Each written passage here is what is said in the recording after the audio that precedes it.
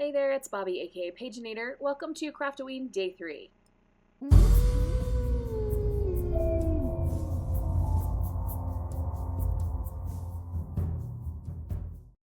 Well, if you can't tell, I forgot to turn on my microphone while I was filming this part of the video.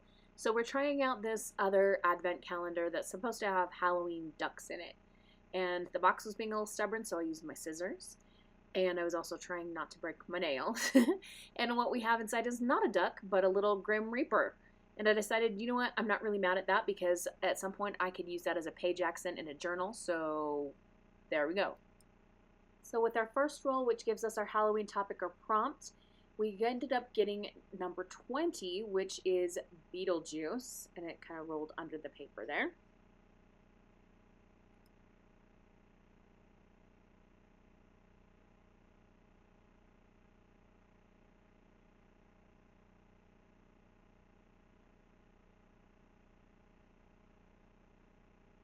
And then for roll number 2, which is the crafting prompt, we ended up with number 12. Tim Holtz is off limits, so I have to make something Beetlejuicy without using any Tim Holtz products.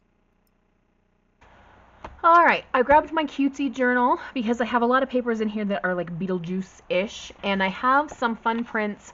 These I found on Etsy, and they're not like official Beetlejuice stuff. You can tell that it's not like true to the actors and stuff, but it is Beetlejuice style artwork, which I think is really cute. So I thought maybe we could use one of these to make another altered playing card. We made a big one in day 2 to go in the other journal, and I just really like making those big ones as journaling cards. So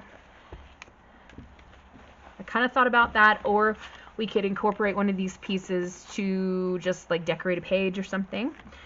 And we've got, like I mentioned, quite a few pages that seem a little bit like wonky lines, goofy, swirly, could fit in the world of Beetlejuice.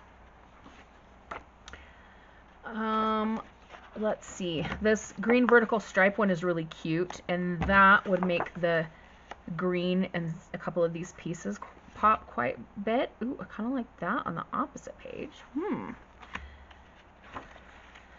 This is what I'm talking about here. See all this swirly twirly stuff? What if we did like this, and then we came up with some kind of sentiment or quote from Beetlejuice to put on here?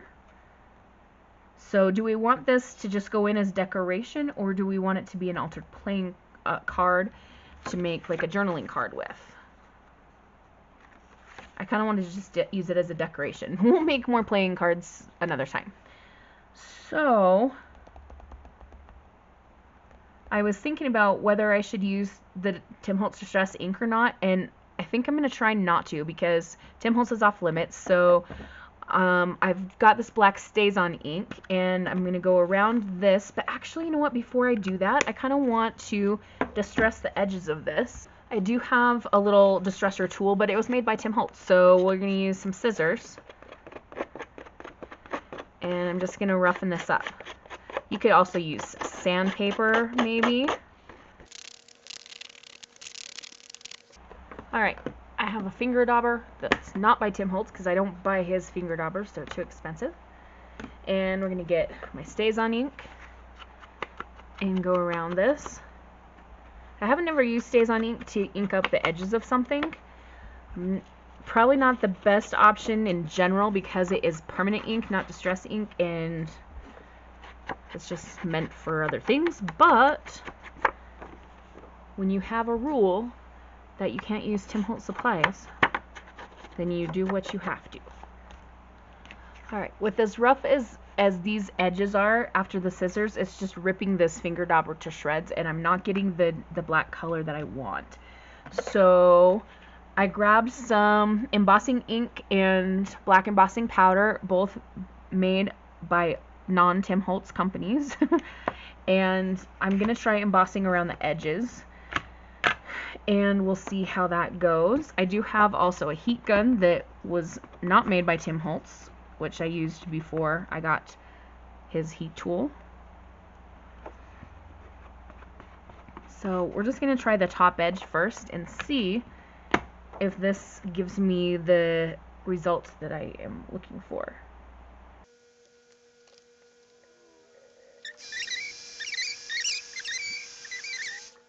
Alright, I'm going to hold this white paper underneath this. I don't know if you can tell the difference between the top edge here and the side edges. It's just looking a lot nicer with the black around the edges. So I'm going to go ahead and do the embossing around the other 3 sides.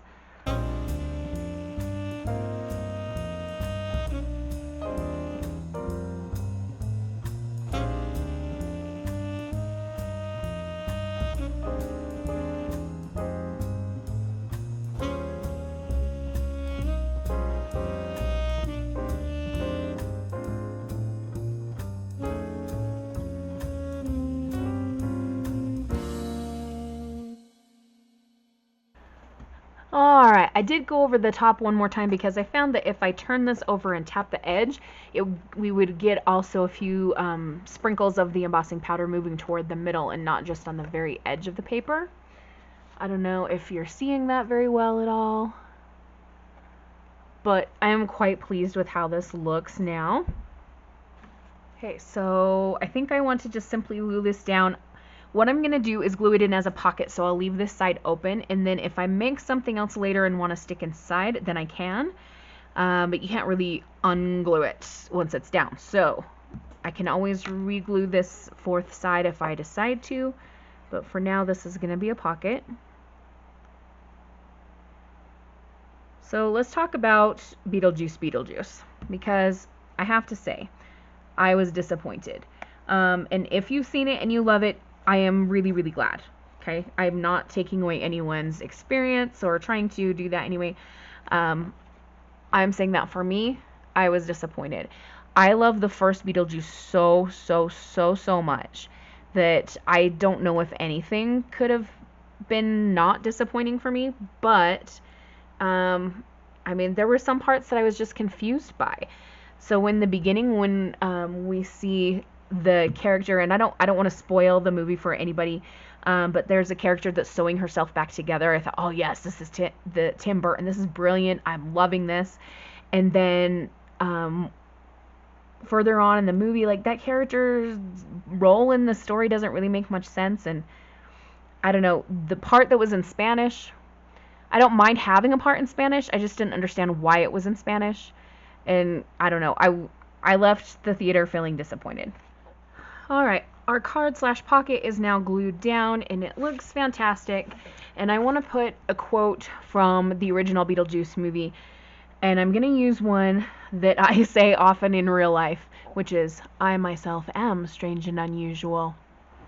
In order to make that quote, I'm going to be using some lime green paper to help with, the color scheme of what we're doing. And I'm going to be using this word punch board. This is made by We Are Memory Keepers, and I actually think this is the one that I got at Desert Industries, a thrift store. Or maybe it was something else by We Are Memory Keepers. I don't know. But what this does is it punches out letters, and you can spell out anything that you want. So we of course need to start with the letter I. And I'll go ahead and just get this all spelled out and punched for us.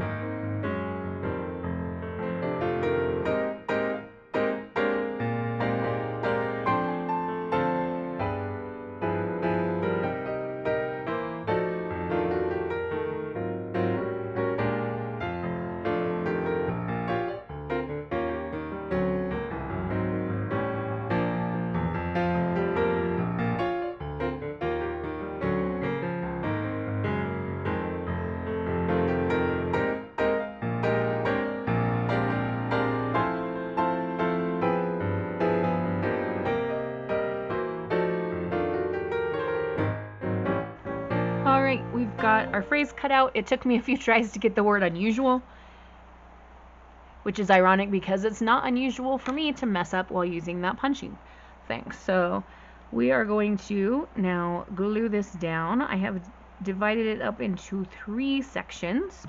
So we have I myself am, which you're going to pop right here.